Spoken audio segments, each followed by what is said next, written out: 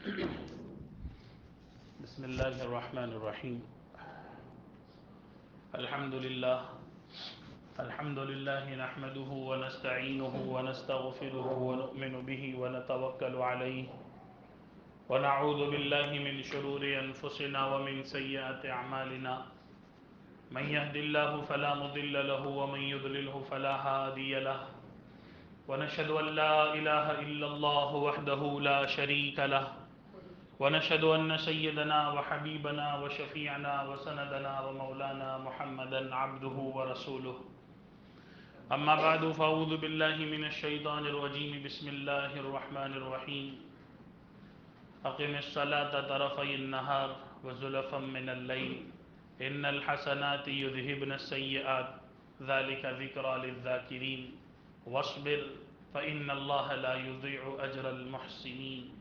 صدق اللہ العظیم. محترم بھائی دوست و بزرگوں، اللہ رب العزت بہت ہی زیادہ رحم اور کرم کرنے والے ہیں، اور اللہ پاک نے خود قرآن میں اس کو بار بار ذکر فرمایا، اور اللہ تبارک و تعالیٰ کے بارے میں حدیث پاک میں خود فرمایا رسول اللہ صلی اللہ علیہ وسلم نے کہ اللہ تبارک و تعالیٰ کا رحم کرم اس کے غصے سے زیادہ ہے، یعنی رحم کا مادہ زیادہ ہے.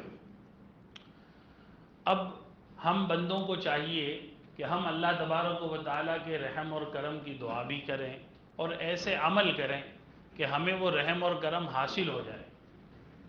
کیونکہ بہت سے عمل ایسے ہوتے ہیں نا کہ عمل کرنے سے کوئی بولنا نہیں پڑتا، وہ چیز مل جاتی ہے. اس عمل کرنے کا مطلب ہی وہ ہوتا ہے کہ اس کو یہ چیز چاہیے.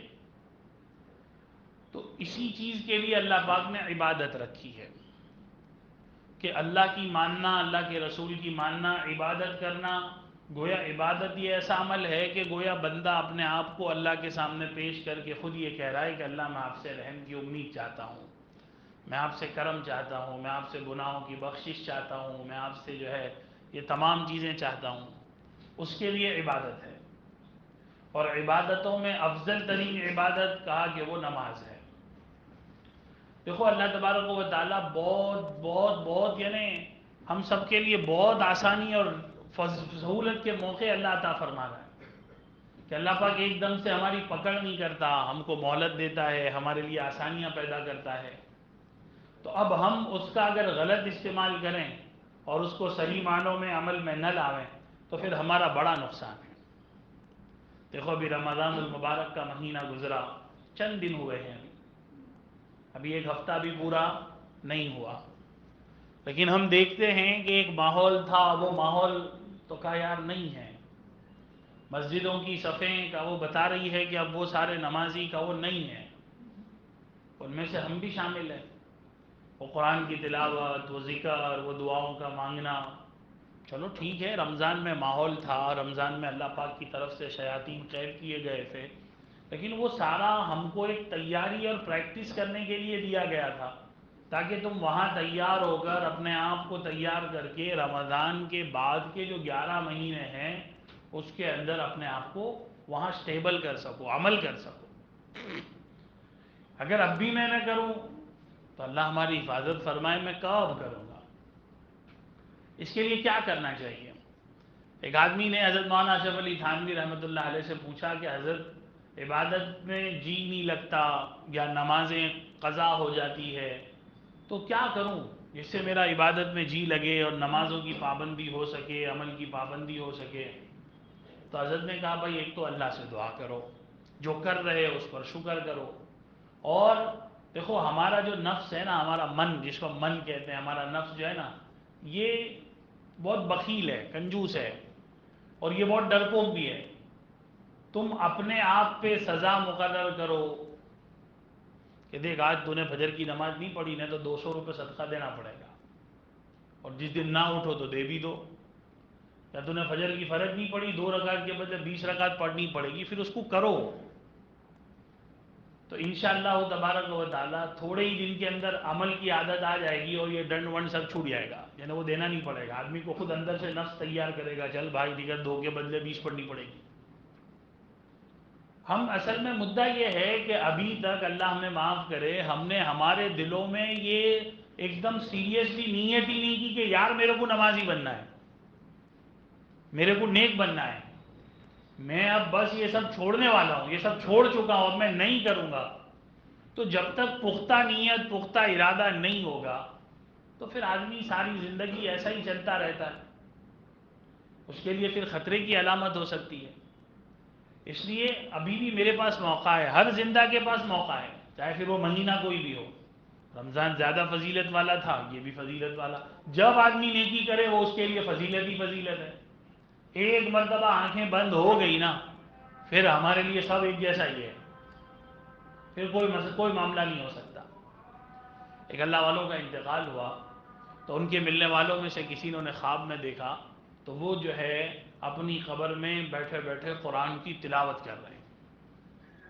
تو یہ جو خواب میں دیکھنے والوں نے بڑے تعجب سے کہا حضرت کیا بات ہے، آپ تو اپنی قبر میں بھی قرآن کی تلاوت کر رہے ہو؟ کہا آپ کے انتقال کو کتنا عرصہ ہوا؟ کہا بس ابھی کچھ اتنے مہینے گزرے ہیں۔ تو کہا آپ نے کتنی قرآن کی تلاوت کی؟ کہ جب سے میرا انتقال ہوا ہے تب سے لے کر آج تک میں قریب 70,000 مرتبہ سے زیادہ قرآن پورے کر چکا ہوں۔ تو وہ خواب دیکھنے والے نے کہا واہ واہ یہ تو بہت اچھی بات ہے، آپ نے 70,000 قرآن پورے کر لیے۔ تو وہ قبر والے بزرگ نے ان خواب دیکھنے والوں سے کہا کہ بھائی ایک کام کرو، تم ایک مرتبہ سبحان اللہ پڑھو، اس کا ثواب میرے کو پہنچا دو، میرے یہ 70,000 مرتبہ پڑھے لے قرآن تم لے لو۔ تم ایک مرتبہ سبحان اللہ پڑھو، اس کا ثواب کہہ دو کہ میرے کو، اس کی نیت کر دو، اور میرے یہ 70,000 پڑھے ہوئے قرآن تم لے لو۔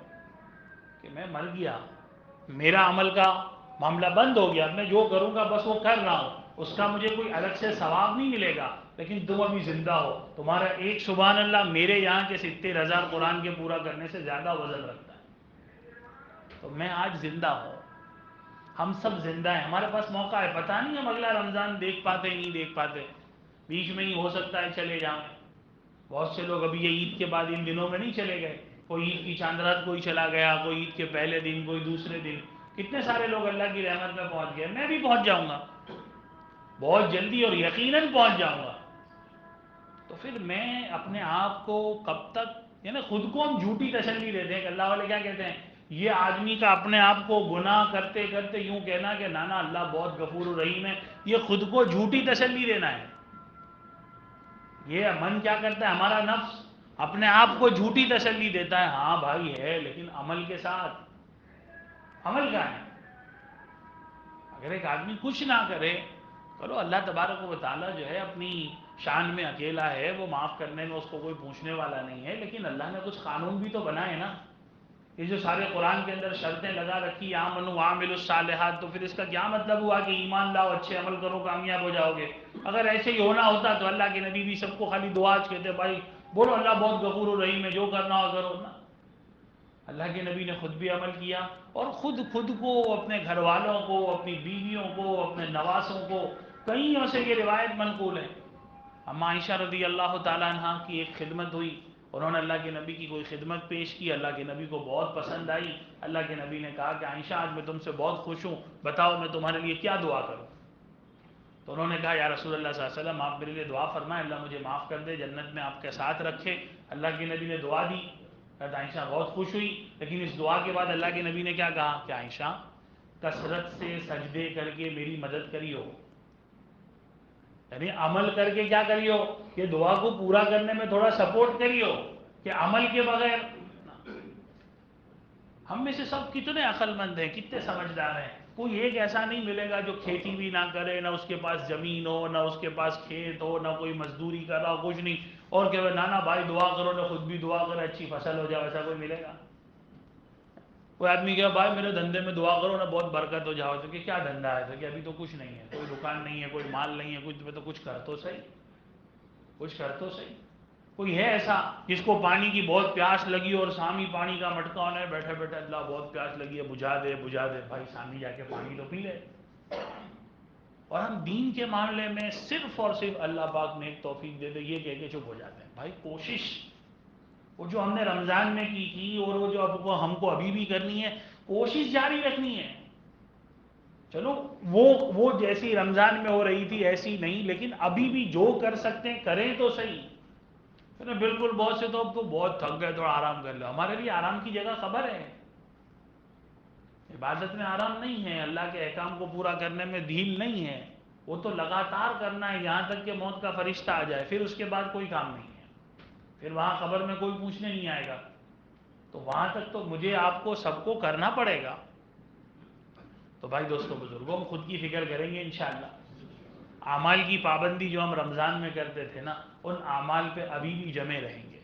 دیکھو اس کے لیے آسان شکل علماء فرماتے ہیں، کبھی بھی نفل عمل کو مت چھوڑنا.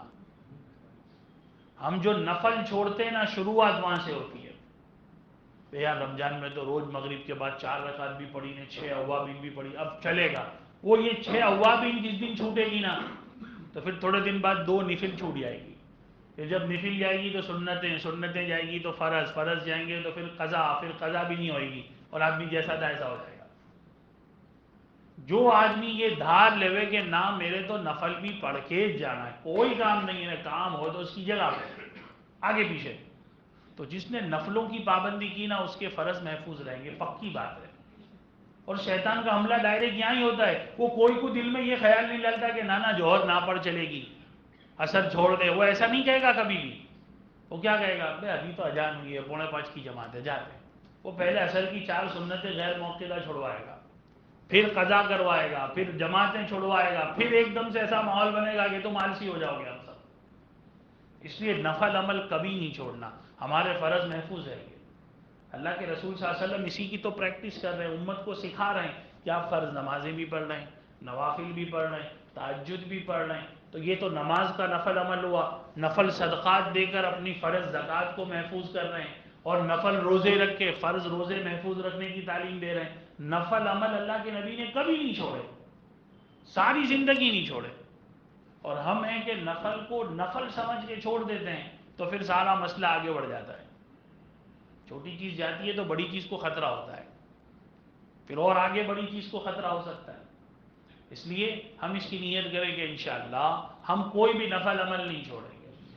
یہ بھی ہم جمعہ پڑھنے آئے ہیں، جیسے ہی ہم نے پوری رکعتیں رمضان میں پڑھی یا پوری پڑھیں گے، کچھ بھی کام ہو، آگے بہت مجبوری کا درجہ ہو، بہت مجبوری کا، تو ٹھیک ہے. ورنہ کوئی کام نہیں ہے، خواہ ایسے ہی آلس میں 2 سنت پڑھ کے چلے گئے، نہ فرض پڑھ کے چلے گئے، نہ نفل ہے، نہ چھوٹی سنت ہے، نہ غیر موقعہ ہے، نہ پڑھے تو ثواب، نہ پڑھے تو گناہ. ٹھیک ہے وہ اپنی جگہ پہ، لیکن اس کا فائدہ بہت ہے، اور نہ کرنے کا نقصان بہت ہے. نہ کرنے کا نقصان بہت ہے، کیونکہ ہم کو تو پہرے دار چاہیے. یہ ہمارے عمل کے پہرے دار ہیں، یہ ہمارے ایمان کے پہرے دار ہیں یہ عمل. اللہ کے رسول صلی اللہ علیہ وسلم فرماتے ہیں، جب کسی کے انتقال کا وقت ہوتا ہے، موت کا فرشتہ اس کے پاس آتا ہے، اور اگر دیکھتا ہے کہ یہ نمازوں کا پابند ہے، اعمال کا پابند ہے، وقت کا پابند ہے، تو خود شیاطین کو اس کے پاس سے دور کر کے خود کلمہ پڑھا کے اس کی جان نکالتے ہیں. یہ اعمال ایمان پہ خاتمے کی گارنٹی ہے. اور علماء فرماتی ہے، تجربے کی بات ہے کہ جب ایک آدمی نفل پابندی سے پڑھے گا نا، پھر جب فرض کا موقع آئے گا تو خود اس کے اندر سے آواز آئے گی کہ بھائی تو نفل پڑھتے نا، فرض چھوڑے تو چلے، چل چل. یہ اندر سے اس کو آواز آئے گی. اس لیے نفل عمل کو بالکل بھی اگنور نہیں کرنا کہ چلو نفل ہے، نہیں نہیں، ہر حال میں کرنا ہے. یہ جو ہم ذکر کرتے ہیں، کیا ہے بھائی ذکر تو سبحان اللہ، پابندی سے ذکر کرنا یہ دوسرے عمل کو تقویت پہنچاتا ہے. قرآن کی تلاوت کرنا یہ دوسرے عملوں کو تقویت پہنچاتا ہے. تو ہم یہ اعمالوں کو جو ہم نے رمضان میں کیے تھے بھائی، کوشش کریں اپنے اندر اس کو باقی رکھنے کی. اور اس کا ایک راستہ، تو دوسرا راستہ خود عمل کریں، دوسروں کو محبت سے دعوت دیں. یار بھائی یار تو فجر کی نماز میں نظر نہیں آتا، کیا بات، آ جانا یار، کیا کام ہے. دوسرے کو دعوت دیں گے، ہمارا اپنا عمل محفوظ رہے گا. یہ ہم سب کو ایک دوسرے کی فکر کرنی ہے. بہت سے ہمارے ساتھی تھے جو سینہ بسینہ، کندھے پر کندھا لگا کر ہمارے ساتھ صف اولیٰ میں ہوتے تھے، پہلی صفوں میں ہوتے تھے، ہر نماز میں ہوتے تھے، ابھی نظر نہیں آتے. وہ ہمارے دوست تھے، ہمارے رشتہ دار تھے، ہمارے پڑوسی تھے، ہمارے ملنے والے تھے. آج وہ نہیں ہیں، تو خصوصی اس سے ملاقات کرنے جاؤ. کیسے ہو بھائی، خیریت سے ہو، سب اچھا ہے، کیا مسئلہ ہے بھائی، آپ نماز میں نظر نہیں آ رہے، یہاں تو کہیں باہر ہو. تانے نہیں دینے ڈائریکٹ، بس رمضان گیا تو گیا، محبت کے ساتھ. کیا ہو بھائی، اب مسجد کی بارگاہ میں گئے تھے، نا بھائی میں یہاں ہی ہوں، اب نماز میں نظر نہیں ہے، وہ ذرا ایسا ویسا. پھر محبت سے ترغیب. ہمارے یہاں ترغیب ہے، محبت ہے. بھائی آ جاؤ نا یار، کیا مسئلہ ہے؟ اللہ کا کتنا بڑا حکم ہے، اس کو اہمیت سمجھاؤ، خود اپنی اولاد کو ترغیب دو بھائی، خود بھی کرو، اپنی اولاد کو کہو کہ یار بیٹا کیا ہوا فجر کی نماز کا، ظہر کا، عصر کا کیا معاملہ ہے؟ یہ سارا اس طریقے سے ہم کو کرنا پڑے گا بھائی، ماحول کے بھروسے ہم نہیں بیٹھے رہ سکتے۔ رمضان تو ہر سال آئے گا، ہر سال ایک ماحول بنے گا، لیکن اس کے بیچ کے 11 مہینے میں کتنے سارے لوگ اوپر پہنچ جاتے ہیں، اس کا کیا؟ میرے لیے پتہ نہیں کہ میں رمضان میں جاؤں گا کہ بیچ کے 11 مہینے میں سے جاؤں گا، کب کہاں کیسے جاؤں گا، تو وہ تو اب آئے گا ایک سال کے بعد، لیکن ابھی یہ بیچ کے 11 مہینوں کا کیا؟ اس لیے محترم دوستوں بزرگوں، جب تک آدمی دل پہ نہیں ٹھانتا، پکی نیت نہیں کرتا عمل کی، تو پھر اللہ کی طرف سے اس کو توفیق ایسی ملتی ہے۔ اللہ پاک قرآن میں یہ بات فرما رہے ہیں، میرے بندو میری رحمت سے مایوس مت ہو، لیکن دوسری جگہ اللہ یہ بھی فرماتے ہیں کہ ان تنصروا اللہ ینصرکم، تم مدد تو کرو، اللہ تمہاری مدد کرے گا۔ اب اللہ کے دین کی اللہ کی مدد کیا ہے؟ اللہ کوئی ہماری مدد کا محتاج ہے؟ کہا نہیں، کہا مدد یا نہیں، کہا تم عمل کرو، تم کیا کرو؟ عمل کرو، تم تیاری کرو، تم اپنے کام کاج کی پلاننگ کرو، تم عمل کی کوشش کرو، پھر اس کے بعد دیکھو اللہ کی مدد کیسے آتی ہے۔ اب میں سوچوں کہ میں کچھ بھی نہ کروں نہ سب ایسے ہی ہو جاوے، تو دنیا میں ایسا آج تک ہوا نہیں ہے، اور بہت مشکل ہے ایسا ہونا۔ دنیا کے کام میں تو ہم بہت عقل مند ہیں، بہت سمجھدار ہیں، دھندا کھول کے دعا کرتے ہیں اللہ برکت دے، کام کر کے دعا کرتے ہیں اللہ عافیت والی روزی دے، اور دین کے معاملے میں کچھ بھی نہ کر کے کہہ تو خالی کیسے کام ہوگا؟ کوشش کریں بھائی، خود بھی، اس لیے نفل عمل نہیں چھوڑنے، خود بھی عمل کرنا ہے، دوسروں کو پیار محبت سے دعوت دینی ہے، تو انشاءاللہ تبارک و تعالی ایسا کرنے سے کیا ہوگا؟ ہمارا اپنا عمل آسان ہوگا۔ اور اگر کبھی عمل چھوٹ جاوے، ہوتا ہے ایسا آدمی کو غفلت ہو گئی، یا کبھی ایسے ہی بہت زیادہ کسی ایسے ماحول میں چلا گیا، کہیں چلا گیا، غفلت ہو گئی، ایک نماز قضا ہو گئی، دوسری قضا ہو گئی، تو کیا کرے؟ سب سے پہلی فرصت کے اندر اس عمل کی قضا کو پوری کرے۔ مثلا ایک آدمی کی کل ظہر کی نماز چلی گئی، اب اس کے دل میں ایک بے چینی ہو کہ یار میری ظہر چلی گئی، پہلی فرصت میں ظہر کی قضا کرے، اللہ سے معافی مانگے کہ یا اللہ میری بڑی غلطی ہو گئی، افسوس ہے مجھے کہ میں نے عمل چھوڑ دیا، اب آئندہ نہیں کروں گا، میرے لیے تو آسانی کر دے، فوراً قضا کر لے، اس میں پھر ڈھیل نہ کرے۔ ایک تو اپنے وہاں نماز چھوٹ جاتی ہے تو پھر برسوں تک اس کے پڑھنے کا نمبر ہی نہیں آتا۔ یہ جو ہم نے رمضان میں رو رو کے دعا مانگی اللہ معاف کر دے، اللہ معاف کر دے، تو ہاں اللہ پاک کہتا ہے میں معاف کروں گا، پر جو نمازیں چھوڑی ہے اس کی قضا تو شروع کر، جو نماز چھوڑی ہے کیا کر؟ قضا تو شروع کر، وہ تو کرنی پڑے گی نا، تب جا کے معافی مکمل ہوگی۔ ہم ادھوری توبہ کرتے ہیں، تو جب کوئی عمل ہم سے چھوٹ جائے تو اس عمل کی فوراً قضا ہونی چاہیے، دل میں افسوس ہونا چاہیے کہ یار آج میری نماز چلی گئی، یار آج میرا عمل چھوٹ گیا۔ یہ افسوس کرنا اگر اخلاص کے ساتھ ہوگا نا، تو اس عمل کا جو ثواب اور جو برکتیں ہم سے چھوٹ گئی اللہ وہ واپس دے دے گا، بلکہ اس سے زیادہ دے دے گا۔ احیاء العلوم میں امام غزالی رحمۃ اللہ علیہ نے ایک واقعہ لکھا، ایک اللہ والے روزانہ تہجد کی پابندی کر رہے ہیں اہتمام کے ساتھ، ایک دن ان کی تہجد فوت ہو گئی، اور آنکھ کھولی اس وقت میں کہ صبح صادق ہو چکا تھا، فجر کی نماز کا وقت ہو چکا تھا، انہوں نے فجر کی نماز پڑھی، اور سارا دن اتنا روئے اور اتنا افسوس کیا کہ یار میری تہجد، یار میری تہجد، یار میری تہجد۔ جب دوسرا دن ہوا اور پھر ان کی آنکھ گہری ہو گئی، نیند گہری ہو گئی، اور تہجد کا وقت جانے کے قریب تھا کہ کسی نے آ کر ان کو اٹھایا، حالانکہ گھر میں کوئی نہیں تھا، تو یہ اٹھے فوراً، کہا کون؟ کہا میں ابلیس۔ کہا کیوں آیا؟ کہا تمہارے کو تہجد میں اٹھانے کے لیے۔ کہ بھائی ملعون تیرا تو کام ہے سلانا، تو اٹھانے کیوں آیا؟ کہا وہ کل کی تہجد کا تم نے افسوس اتنا کرا کہ پڑھتے تو بھی اتنا ثواب نہیں ملتا جتنا افسوس پہ مل گیا، تو تم پڑھو وہی برابر ہے، اٹھ جاؤ، تم پڑھو وہی برابر ہے، اٹھ جاؤ۔ تو آج ہمیں افسوس نہیں ہے۔ دیکھو کسی آدمی کی ایک ساتھ صبح سے لے کے عشاء تک 5 نمازیں چھوٹ جائے، ذرا بھی افسوس نہیں ہوتا کہ 5 نمازیں، حالانکہ اللہ کے رسول صلی اللہ علیہ وسلم فرماتے ہیں جس آدمی کی ایک نماز چھوٹ جائے، ایک نماز، وہ نقصان کے اعتبار سے ایسا ہے کہ اس کا گھر، کاروبار، بیوی، بچے، دوست، احباب سب لٹ جاوے، سب برباد ہو جاوے، اور وہ اکیلا کھڑا رہ جاوے۔ اس حال میں جتنا نقصان ہے نا، اس سے زیادہ نقصان ایک نماز کے چھوڑ دینے میں، لیکن ہمیں افسوس ہی نہیں ہے۔ کسی کے چہرے پہ بل بھی نہیں آتا، بے یار نماز چلی گئی، تکبیر اولا جماعت تو مل گئی، رکوع تو مل گیا نہیں، جو چلا گیا اس پہ افسوس ہو کہ یار میرا یہ عمل کیوں چلا گیا، میری آخرت کی بہت بڑی کمائی چلی گئی۔ تو جب آدمی یہ 3 کام کی پابندی کرے گا انشاءاللہ تو اس پر عمل پہ جمنا آسان ہوگا کہ بھئی ہم سب سے پہلے نوافل نہیں چھوڑیں گے، بالکل پابندی کے ساتھ نفل عمل کی پابندی کریں گے۔ دوسرے نمبر پہ ہم اس کی دوسروں کو دعوت پیش کریں گے، اور کبھی خدا نہ خواستہ کوئی عمل چھوٹ جائے کسی وجہ سے، کسی جان بوجھ کے تو نہیں چھوڑنا ہے، کبھی چھوٹ جائے تو اس کی فوراً قضا کر لیں، اللہ سے توبہ استغفار کریں، معافی مانگیں، کچھ صدقہ کریں، کچھ اپنے اوپر بوجھ ڈالیں، کچھ اپنے اوپر کیا کریں، بوجھ ڈالیں۔ جیسے کیا ہوتا ہے بوجھ، یہ آدمی کو سمجھ میں نہیں آتی لیکن یہ بہت پکا عمل ہے۔ ہم نہیں دیکھتے مدرسے میں اسکول میں، دیکھتے رہو یہ سبق یاد نہیں ہوا نا چل کھڑا ہو جا، اب وہ کھڑے ہونے کا جو اس کو بوجھ پڑتا ہے نا تو وہ سبق جلدی یاد ہو جاتا ہے۔ سزا ملتی ہے تو کیا ہو جاتا ہے، جب بوجھ پڑتا ہے تو کیا ہوتا ہے، وہ عمل اس کا کرنا آسان ہو جاتا ہے، جلدی یاد ہو جاتا ہے۔ تو اسی طریقے سے اللہ کے حکم کے اوپر بھی جب ہم اپنے آپ کو ایسا کریں گے نا تو ہمارے لیے عمل کرنا آسان ہو جائے گا۔ اور یہ بات ہمیں اللہ کے رسول صلی اللہ علیہ وسلم کی احادیث کے خلاصے میں ملتی ہے۔ کئی اللہ کے نیک بندے ایسے گزرے ہیں جب ان سے کوئی عمل ہو جاتا اس قسم کا نافرمانی کا تو وہ اس عمل کی قضا بھی کرتے، اللہ سے معافی مانگتے اور خود کو سزا دیتے کہ تو نے یہ عمل کرا ہے، تیرے کو اتنی درہم صدقہ دینا پڑے گا، تیرے کو یہ کرنا پڑے گا، خود کو ہی کہتے چل یہ کر۔ حضرت عائشہ رضی اللہ تعالیٰ عنہ ایک قسم کے معاملے میں کوئی معاملہ پیش آیا تو اس کے کفارے میں بار بار غلام بھی آزاد کر رہے ہیں اور توبہ استغفار بھی کر رہے ہیں۔